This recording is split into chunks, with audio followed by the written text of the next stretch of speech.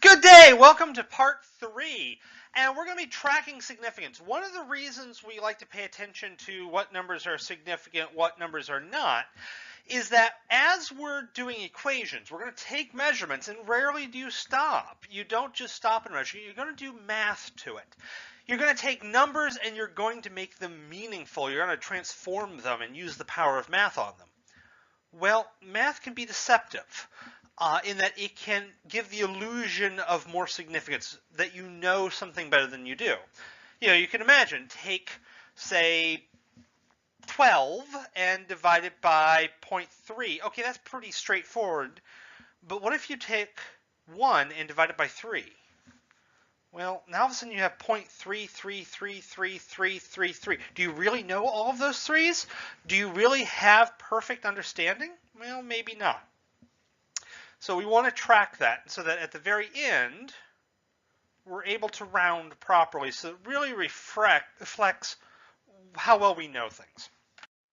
Okay, so once again, error is going to propagate throughout your calculations. There are fancier ways of doing this and actually propagating how much error and how it would cancel itself out. We're not going to do that, at least for this course. It's a little bit more advanced than what we're going to deal with. Instead, we're really going to be following significant figures. Now, there's an interesting caveat here, is that addition and subtraction have one set of rules, because the way those propagate, it's really going to be in absolute sizes. Whereas multiplication and division, because that creates a relationship between the two of them, it's going to be in relative sizes. So we're going to have to track them differently. So when addition and subtraction, keep in mind, they're basically the same story. So it's the same scenario. Basically, when you're doing that, you look at your digits, your ones place, your twos place, so on and so forth. Not your twos place unless you're doing binary, your ones place or your tens place. If there's a corresponding digit in that place on one number and on the other number, okay, you're good. But if you have a digit in a place on one number, but that doesn't have a corresponding place there on the other, this is assuming to the right, to the left, you're fine. Those are assumed to all be zeros. Then, well, you're adding things that 6, and you don't actually know it's 0. You know it's something, but you don't know it's 0. Mathematically, we write it out if it's 0.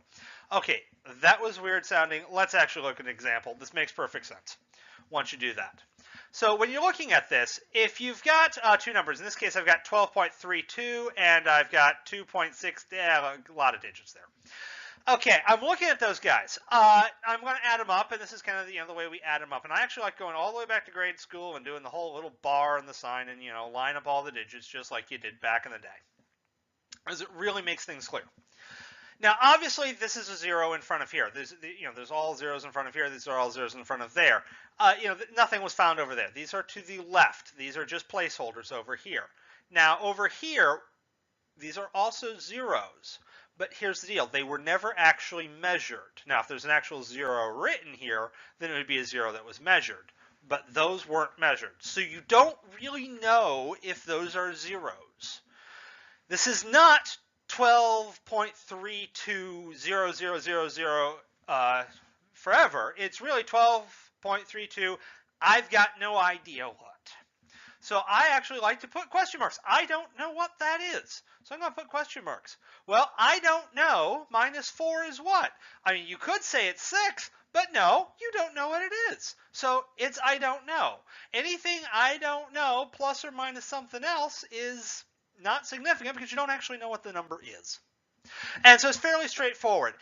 If you're trying to do it in a line, it gets a little bit more difficult to do, but you can line them up in this fashion. Doing it vertically works a little bit easier. Here's the best part. Addition and subtraction is the harder of the two to do, and it's the one we do the least. Yay, the hard one we don't have to do much.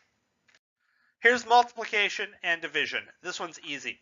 Remember how I said you had to keep track of significant figures in the last unit? You wanted to be able to count them? Here's why. We're talking in relative terms. So I've got two numbers. Their size doesn't matter, but it's how well do I know each one. What I'm going to do is I'm going to take all of the numbers that I'm multiplying and or dividing together. I'm going to count their significant figures.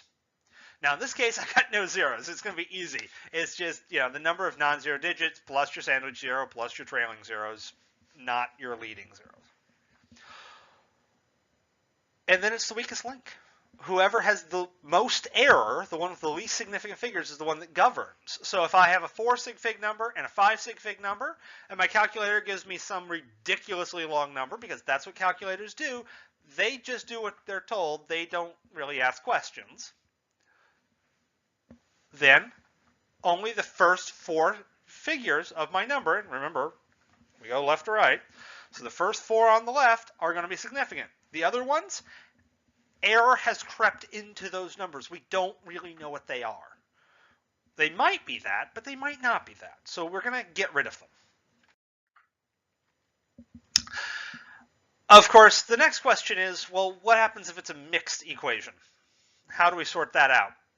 The answer is the most inconvenient way possible. What you do is you solve the equations part by part. So let's say I've got 12.32 times 2.6964 minus 15. What I'm going to do is I'm going to do order of operations. Same thing as my calculator is going to do, but I don't type the whole thing in the calculator. Or I might type the whole thing in the calculator once, and then I go through it piece by piece. Either way you want to do it. Thankfully, we don't have to do this too awful much. So you handle multiplication and division first. That's usually what goes first in order of operations. Remember, good old PEDMAS.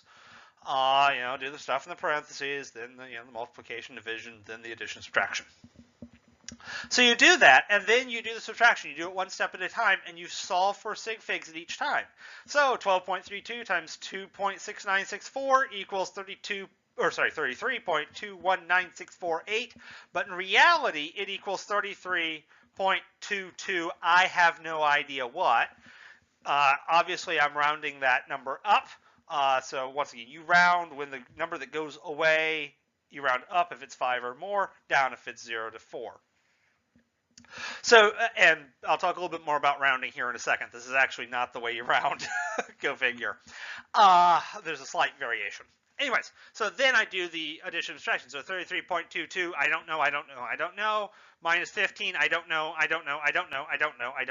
gives me only 2 numbers because everything else was I don't know. And thus they go away and they get rounded into, not there. Now let's talk about rounding. As I said, I did a slight oops the last time. I wasn't wrong when I talked about which way you go. 0 to 4, you just cut them off. 5 to 10, it goes up. The idea is that 5 is right smack dab in the middle. So if it goes up, the other one that's in an odd spot is 0. So then 0, stays the same, and that you're going to average going up and down the same number. With that said, though, here's the part that I did wrong on that last one. When you are rounding in an equation, you don't want to round too much. You want to round at the end, just in case they happen to be going like up, up, up, up. That way, you deal with it only at one time, and you don't accidentally add error. You can add error. You can't get rid of it in equations. Now, by the way, if, however, your calculator pops out a number that actually has less sig figs than your answer should have, you just slap some zeros on the right-hand side, and you're good to go. Now, there's one type of number I hadn't talked about previously. These guys are called exact numbers. These are numbers in which there is no error. And contrary to what I kind of said earlier, while we are imperfect, there are numbers that don't have error. And these things have to have some definitive characteristic to them. And there's really only 2. One is there a definition. 144 items is a gross. It is not about a gross. It is a gross. If it's not 144 items, it's not a gross. So by definition, 144 items is a gross. By definition, there are 100 centimeters in a meter. So this is something where it's absolutely defined. If it is any different, then it is not a true statement. And so that's not error. That's just simply converting numbers. This is moving your placeholders around. You got no error in just moving a decimal point or, dividing by 144 because for whatever reason you want to use gross.